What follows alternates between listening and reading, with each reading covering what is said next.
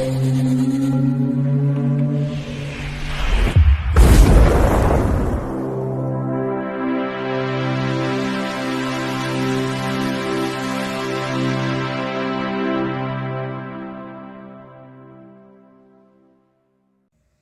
Mike, it's me, and well, it's another episode of What I've Watched. The first one is The Village. Now, this is from 2004, and it's written and directed by M. Night Shyamalan, and wow. That's all I'm going to say about it straight away. Wow. I love this film. This film is just amazing. It stars Bryce Dallas Howard, who plays the blind girl Ivy.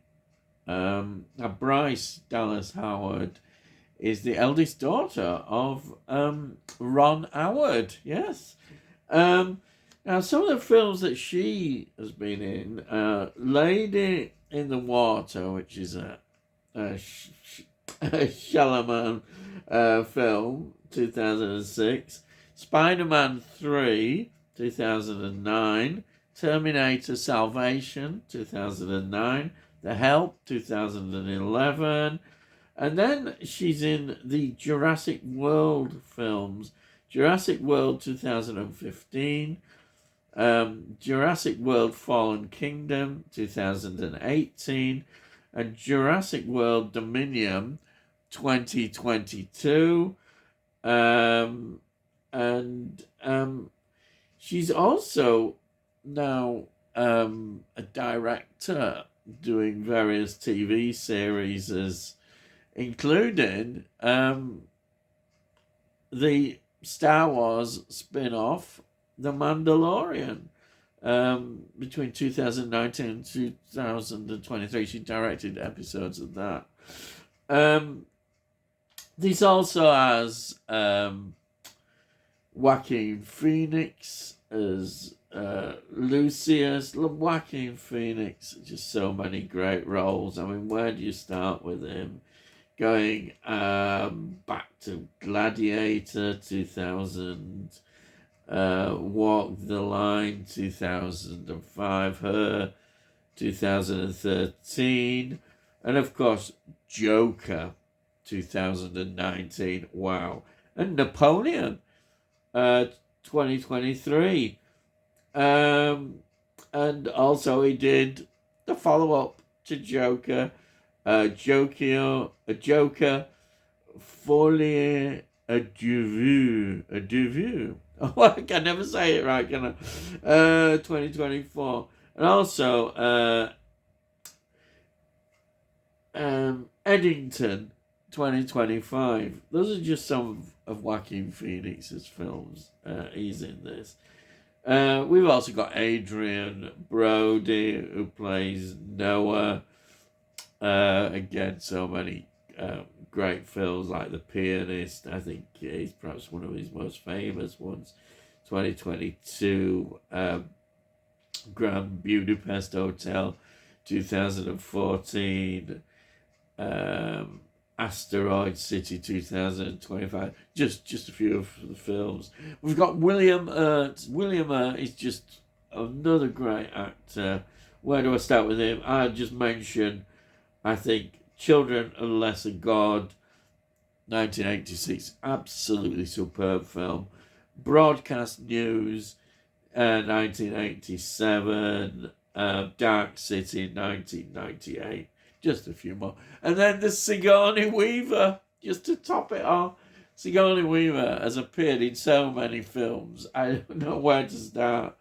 I will just say Alien and the films that she was involved in after that, all the Alien films. Sigourney Weaver, and then he's just much more than that. She's in so many great things. What can you say about her? She's just great, still doing it, and what a career. Just I just think she's great. I really do.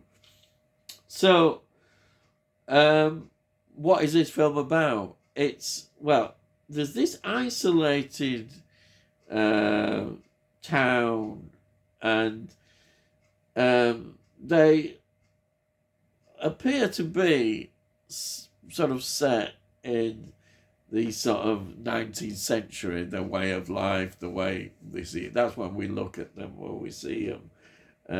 Now, they live in fear of this monster, which, if they go, they should never go over this particular line, which is marked out. There's like a border where they patrol. They have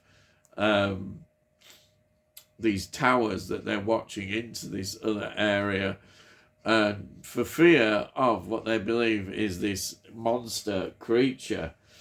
And they live their lives very simply in a way, and it's how they want to be.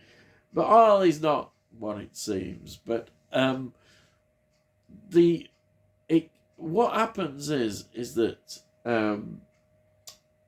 Lucius, Joaquin Phoenix character,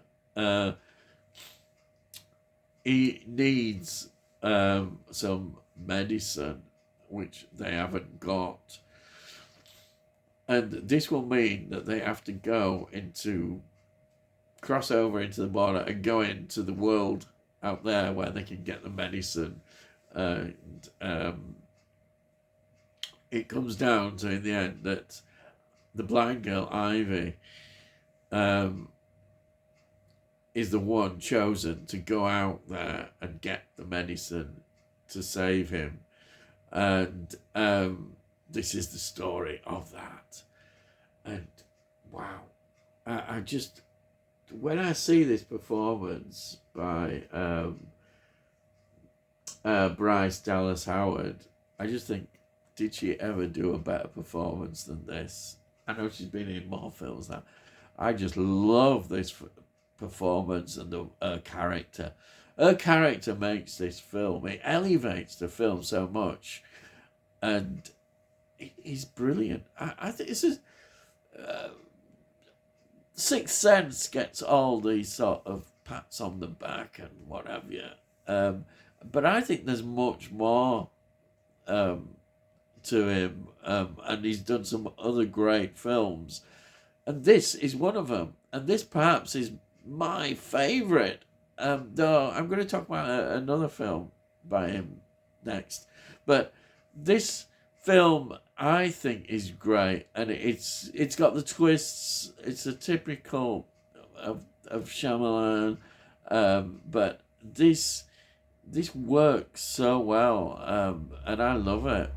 I really absolutely love it. I really recommend it if you've not seen it. So I'm moving from that one into another one from Shyamalan. This is Trap from 2024, so we're much more up to date here. This stars Josh Hartnett, who plays Cooper, and he's a psychopath. Yes, he's a total serial killer psychopath. Josh Hartnett was in Halloween H2O 20 years later. I think, well, I say H2O, it's H20, not H2O. Well, you could call it a water one.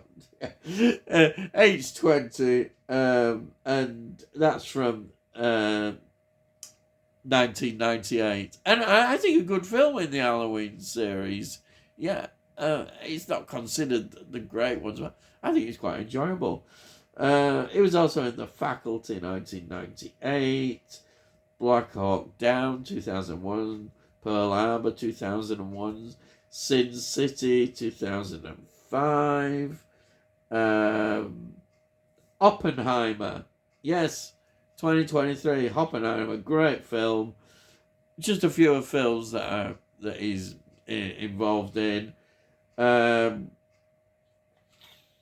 Then we've got Ariel Donahue, whose sort of TV series and TV films. I think she's good as the daughter. She's very good, excellent. Yeah, really like her performance.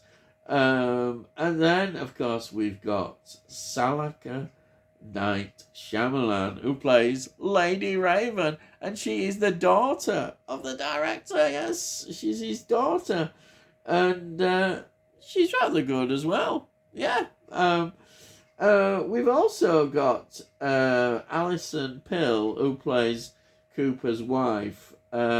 She was in Scott Pilgrim versus the World, 2010, and then it's sort of TV series and TV films. And also, I've got to mention the legendary, wonderful Hayley Mills pops up, yeah, as a FBI profiler. Hayley Mills, I don't need to go through. She's just, what a career, and still working. Just a legend. A legend. After a legend of a father. Yeah, what can I say? Brilliant. So, Cooper, who is the serial killer, he takes his daughter to this concert of Lady Raven, who she absolutely just thinks is wonderful. And he's at this concert, but this concert has been set up because they have intelligence that his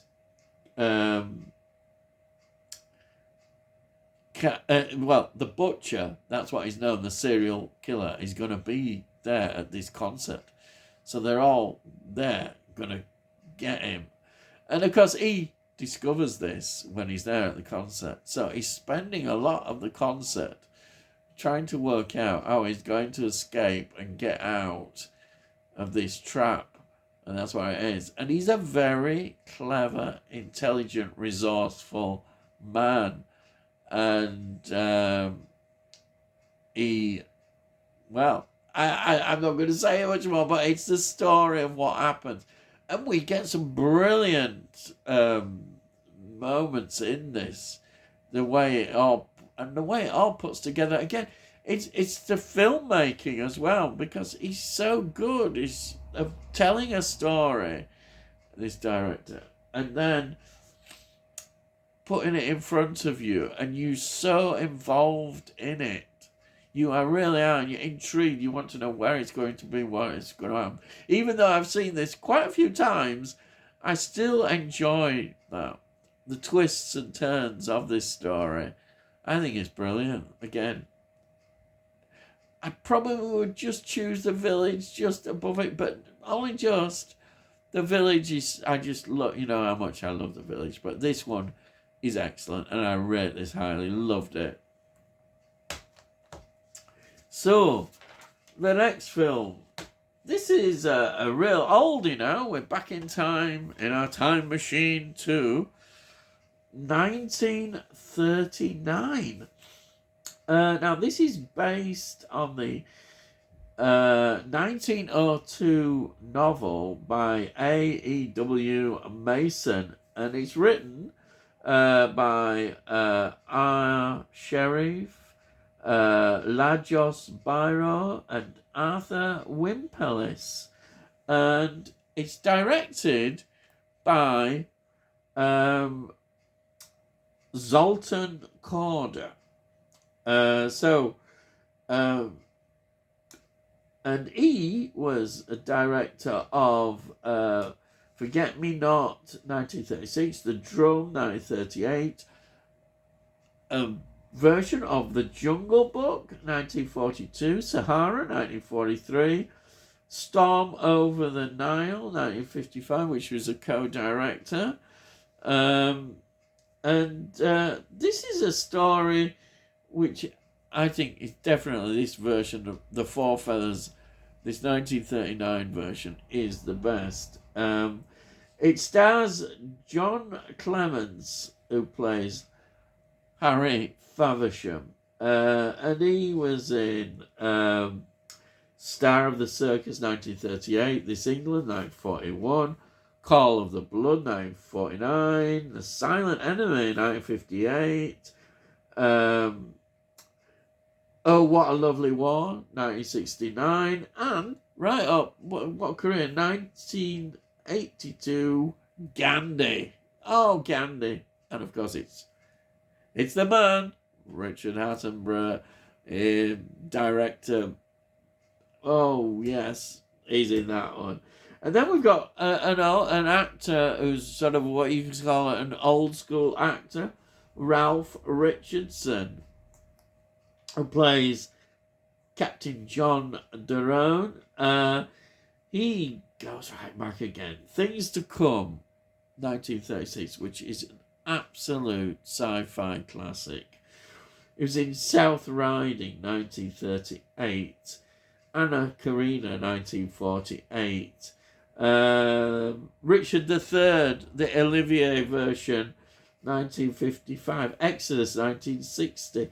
Dr. Zhivago, oh yes, that's another one, 1965. Cartoon, 1966, which stars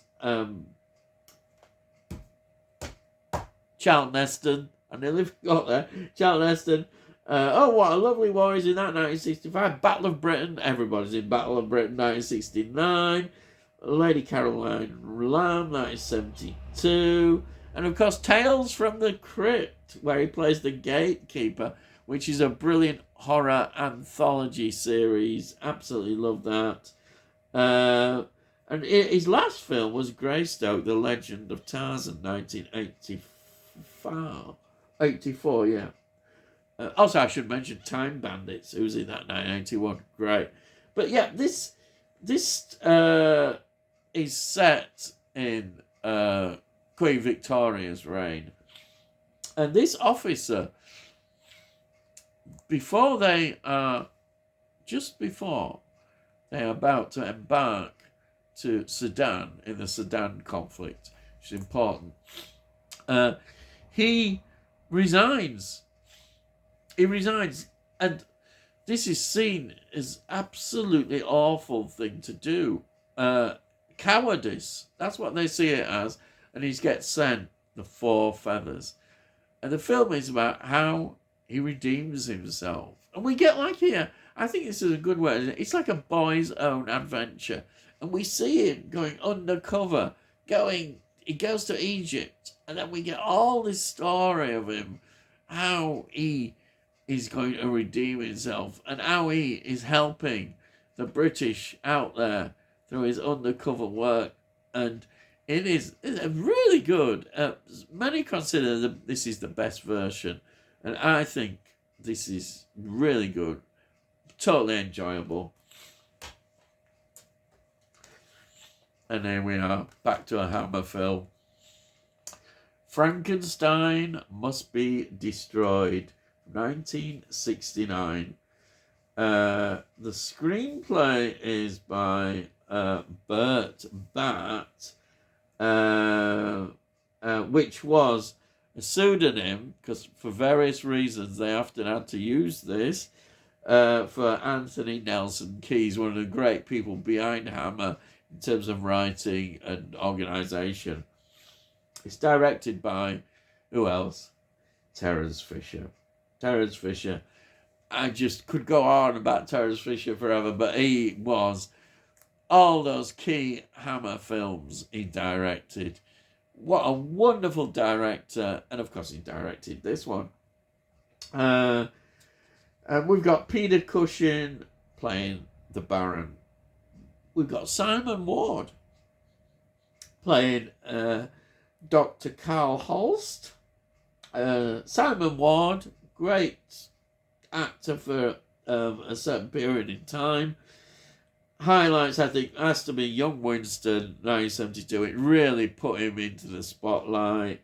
He was in The Three Musketeers, 73. Four Musketeers, 1974. Supergirl, 1984. Then we've got Veronica Carlson, who plays Anna. Oh, Veronica Carlson. She is just another of those Hammer women, busty Hammer women. She's the girlfriend of Simon Ward's character. She was in Dracula, Risen from the Grave, 1968, The House of Frankenstein, 1970, Vampira, 1976, and The Ghoul, 1975. Sorry, The Vampira is 1974. The Ghoul, 1975. I love it. I always think Jacqueline Pierce, fantastic, wonderful. And we've got Freddie Jones, who plays Professor Richter, and also another one playing the creature. Yes, Freddie Jones. I think when I think of him, he always reminds me of his great role, and he's a baddie in The Elephant Man, 1980. But he was in quite a few other things. The Satanic Rites of Dracula, 1973. He was in Krull, 1987. And a film that I adore, love. I don't care what anybody says. I love it. It's the best. Dune, 84. Absolutely wonderful Dune, 84. And a Nicolas Cage film as well. Wild at Heart, 1990s in that. That's Freddie Jones. So this is, again, another take of the Baron, which Peter Cushing does so well. This one is back into his women. Ah, yes. But there is actually, and credit to Peter Cushing here, there's a scene which is quite disturbing. And it was with Veronica Carlson. And she also raised concerns about it, because basically he rapes her. And they were not happy with this scene, but they did it. But I think that's important, and that kind of shows you as well what sort of man Peter Cushing was. Such a wonderful, lovely man, and to play a character like that, it's so against what he is. But there he really put his concerns, but they had to do it. So there we are. How does this rate? Again, to me, it's Peter Cushing. It's another take on Frankenstein, and I'm loving what Hammer are doing with all these. You can't help but love. I say it all the time. The sets are just fantastic. The laboratory and everything, and Peter Cushing saying, why, they're leaving him alone, and he's always off on it, now, but he's back, actually. He sneaked back to where he was before, where there was, his mansion is in quite a bad state, and it's, as usual, he gets it all going, gets the laboratory going. We got the wonderful, it's just wonderful. I could talk too much about this, but I love it. So there it is. Frankenstein Must Be Destroyed. Brilliant. Absolutely brilliant. Then we have got another change here for me, maybe, in pace. And it is The Black Windmill from 1974. This is a sort of espionage thriller. Yeah, it's a good one as well. Now, it's directed by, what a director, Don Siegel. Don Siegel, so well known. Brilliant films like Riot in Cell Block 2, 1954. And of course, The Invasion of the Body Snatchers. The original one, I think that's 1959. Absolutely wonderful, that film, the original one.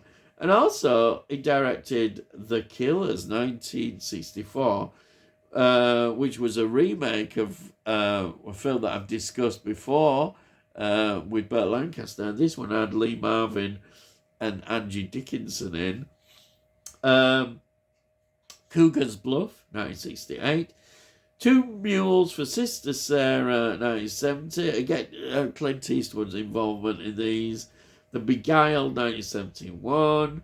And of course, the one that is perhaps his masterpiece, you could say, Dirty Harry, 1971. What a film that is. It's just epitomizes so much of that period and Clint Eastwood, and oh wow. Charlie Varick, 1973. The Shootist, John Wayne, 1976. And Escape from Alcatraz, again, he did that one with Clint Eastwood, 1979. So, great director, Don Siegel. And in this film, we've got Michael Caine. Michael Caine is just a legend, absolute living legend. So many films, I don't know, you have to pick your own what he was in. Jet Carter, for me, is one of his best, but he was great. So many roles, going right back. And I don't know, I just, he's a legend. So I'm not going through all his films because they're so good. There's so many. And then same with the next actor, Donald Pleasance. We've got Donald Pleasance in this. Donald Pleasance, another legend. Crikey, he did so many films. Unbelievable. Honestly, I've mentioned him so much, we've come across him in so many times. He is just a legend, Donald Pleasance. And, I always think he's going to be so well known as Dr. Loomis, of course, in the Halloween films, but before that, his amazing career, and throughout, even just right to the end of his life, just a great actor. So this film, its premise is really that Michael Caine's character finds that his son has been kidnapped, been held to ransom, and they're demanding the 500, and I don't know why it's so specific, 517 and 57 pence in these uncut diamonds, and that is what they want in exchange. What I think is interesting, and this has been, some of the critics have looked at this film and said Michael Caine is almost too controlled, but I think, he should be really showing his emotion. I think he does, but he's controlled because that's how he's trained, and he's definitely, I think, is good in this role, trying to uncover, and everything, again, as in these espionage, is not what it seems, and there's a whole plot involving all sorts of stuff going on, which he uncovers. I think it's great, absolutely wonderful. If you love these kind of espionage films, this is one of the best of that particular era. I just think it's just, what more can I say? Absolutely loved it. Now the next one. Here it is. This one. This is a well-loved film. It is, and it's The 39 Steps. This is from 1978, and it's based on the 39 Steps book by John Buchan, and this is the third version. And of course, who could not forget Hitchcock's version, 1935. It's directed by Don Sharp. Wow, Don Sharp. God, so many films here. The Professionals, 1960. Kiss of the Vampire, 1963. The Devil Ship Pirates, 1964. Witchcraft, 1964. Curse of the Fly, 1965. Rasputin, the Mad Monk, 1966. A really well thought of Hammer film. The Brides of Fu Manchu, 1966. Christopher Lee. brilliant in that. Jules Verne's Rocket to the Moon, 1967. A film I've come across before I mentioned, Psychomania, 1973. Is in the Callan film from the TV series, 1974. And again, as a director, he's directed a lot of TV series and TV films. It stars Robert Powell. I think he came to prominence in 1977 with his role of Jesus of Nazareth.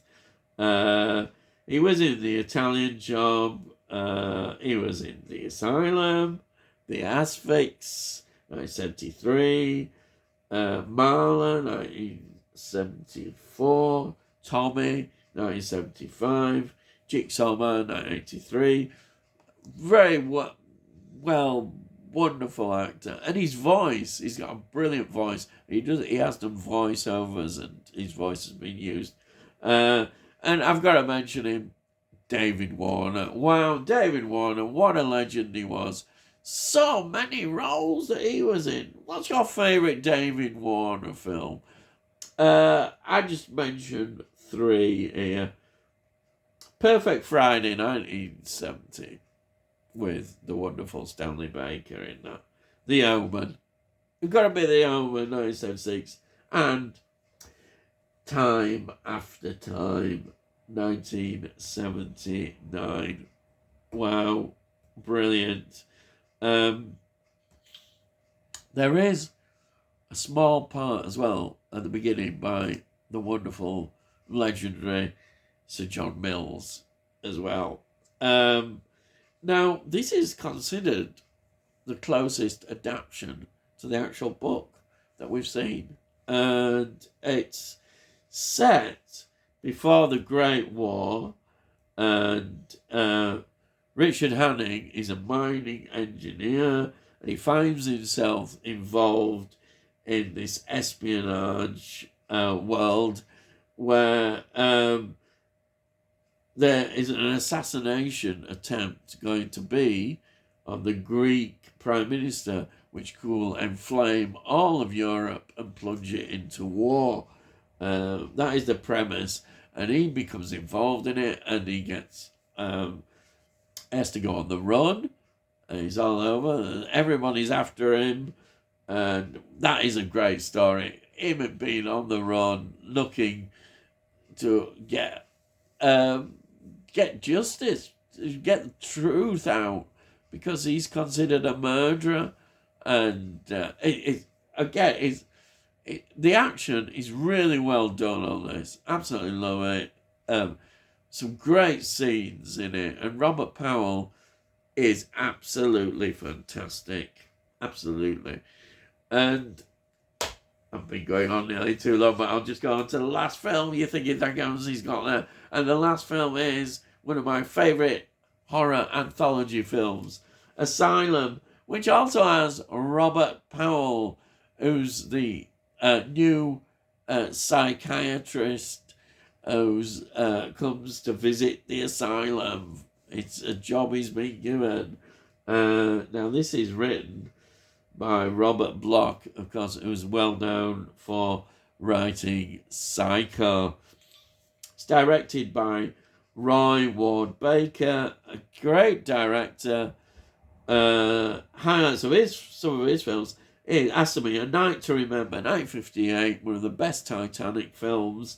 Flame in the Streets, 1961, which also has John Mills in it, and Earl Cameron, who, in my Doctor Who review this week, is in Doctor Who The 10th Planet. And he's a well-respected black actor who was appeared in quite a lot of films in the black characters, and he's a real trailblazer.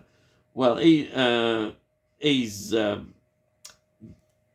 in this film, Flame in the Streets, which I have mentioned before, is a great film with, let's say, the wonderful John Mills. Roy Ward Baker also directed Quatermass in the Pit, 1967. The Vampire Lovers, 1970. Scars of Dracula, 1970. Great Hammer films. And, of course, Dr. Jekyll and Sister Hyde, 1977. A lot of TV series is absolutely brilliant. So this anthology series of stories also has Peter Cushing in it, Brett Eklund, Herbert Lom, wow, Barry Morse, Patrick McGee, Charlotte Rampling. Those are just some of the names in these stories. They're all connected, as say, in this asylum, and we see them all. They're brilliant. I think two of my highlights have to be the idea of this suit, which is with Peter Cushing's story, in which he's basically trying to bring back to life his son. He's paid a lot of money for this occult book, and which has instructions on how to make this suit. And that is a great one. And the other is, it's an unforgettable moment. It's this where we get the chopped up body parts coming to life. Oh, wow. That is absolutely brilliant. Absolutely love that. The whole thing is great. I really enjoy this. And that's it. That's it. I better go out of these. Highly recommended Asylum. That's it. Hope you enjoyed it. I enjoy doing this. It's great. Just wonderful. That's it. So, if you're new to my channel, why not subscribe? Please subscribe, and then we'll let you know when I put out videos. If you've got any comments as well, put the comments down. I love to read them, and I'll always reply to them. And have a look at my playlist, and you can see all the previous reviews I've done and all that kind of stuff. You'll find something. Most importantly as well, please give this a like. If you give this video a like, it gets it out to YouTube, so hopefully other people might enjoy it. That would be really appreciated. Thank you so much. So that's it. So all I've got to say is, I'll see thee again.